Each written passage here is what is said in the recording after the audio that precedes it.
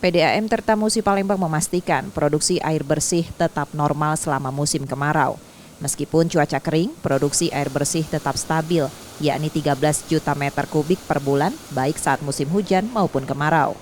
Untuk mengatasi potensi penurunan produksi air akibat musim kemarau, PDAM Tirta Musi telah mengganti sistem intake dari kanal menjadi dermaga. Langkah ini diambil untuk memastikan pasokan air tetap terjaga.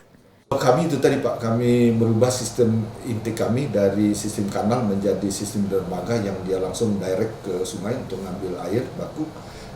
Kemudian kita juga ada pompa feeder. Kemudian lagi kita sebelumnya sudah mempersiapkan pompa-pompa kita untuk dilakukan perawatan lebih dahulu supaya waktu kemarau tidak terjadi gangguan. Dan yang penting juga pada masyarakat untuk selalu hemat air. Ini yang kami pesankan ke masyarakat.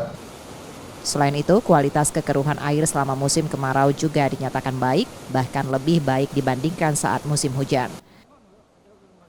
Nur Muhammad, Kompas TV, Palembang, Sumatera Selatan.